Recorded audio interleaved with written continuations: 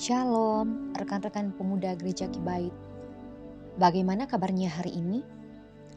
Kiranya kita sekalian tetap sehat dan kuat, dan tentunya semakin bersuka cita menikmati masa muda yang Tuhan anugerahkan.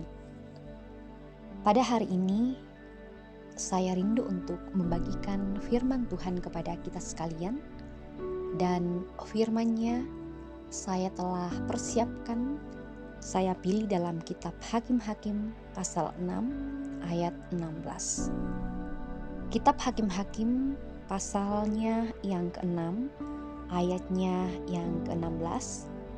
Beginilah firman Tuhan.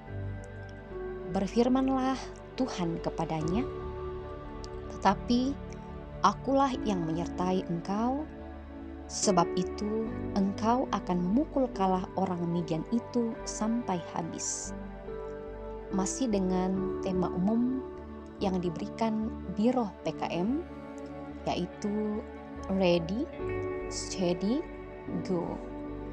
Dan hari ini saya berikan subtema Nothing is impossible. Nothing is impossible. Rekan-rekan pemuda Gereja Kibait yang diberkati oleh Tuhan, suatu ketika bangsa Israel mengalami keterpurukan. Selama 7 tahun lamanya mereka dijajah oleh bangsa Midian, sehingga orang Israel menjadi sangat melarat oleh perbuatan orang Midian itu. Itu dapat kita baca dalam pasal yang ke-6 ayatnya yang ke-6 bagian A. Mengapa hal ini terjadi? Bangsa Israel memberontak kepada Tuhan.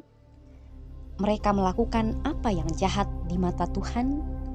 Itulah sebabnya Tuhan mengizinkan kesesakan terjadi atas bangsa Israel. Rekan-rekan pemuda Gereja Kibait yang diberkati oleh Tuhan, selalu ada konsekuensi bila kita menyimpang dari jalan-jalan Tuhan.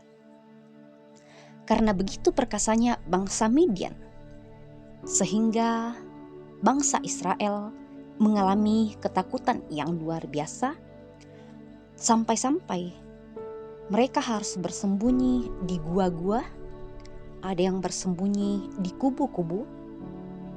Namun meski demikian, ketika mereka berseru-seru kepada Tuhan, Tuhan tetap mengindahkannya dan memberikan pertolongannya kepada mereka.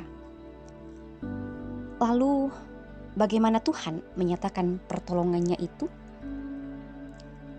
Rekan-rekan pemuda, kemudian Tuhan mengutus malaikatnya untuk memanggil seorang muda, yaitu Gideon, yang sedang menggirik gandum dalam tempat pemerasan anggur. Ia juga sangat ketakutan terhadap bangsa Midian dan Amalek. Secara manusia, Gideon ini bukanlah orang yang gagah, bukanlah orang yang berani. Ia juga seorang yang penakut dan tidak punya kemampuan yang bisa diandalkan. Mana mungkin dia bisa memimpin bangsa Israel menghalau bangsa Midian dan juga Amalek? Mustahil, bukan?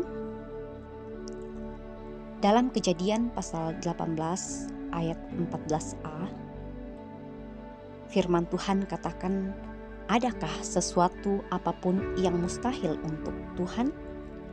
Kemudian dalam Perjanjian Baru, kitab pertama Korintus pasal 1 ayat 27, firman Tuhan katakan, tetapi apa yang bodoh bagi dunia dipilih Allah untuk memalukan orang-orang yang berhikmat, dan apa yang lemah bagi dunia dipilih Allah untuk memalukan apa yang kuat.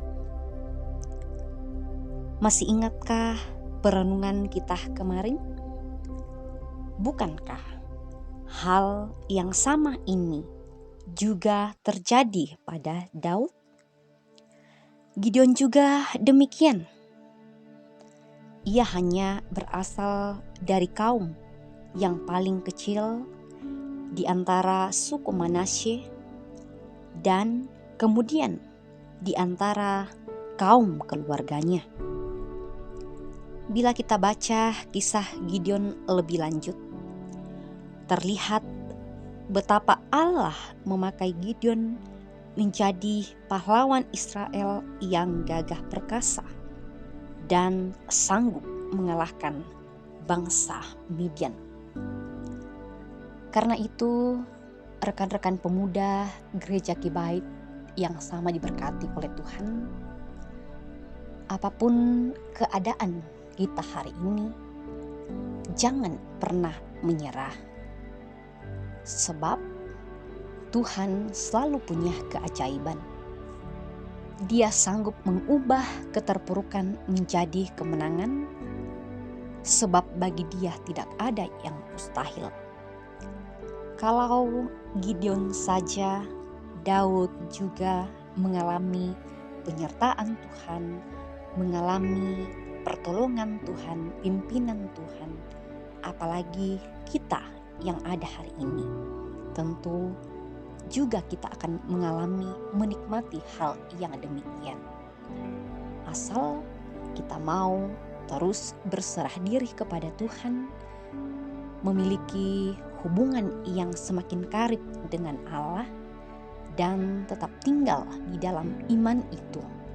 Percayalah, segala situasi dan kondisi yang tidak menyenangkan yang kita hadapi hari ini, Tuhan sanggup mengubahnya.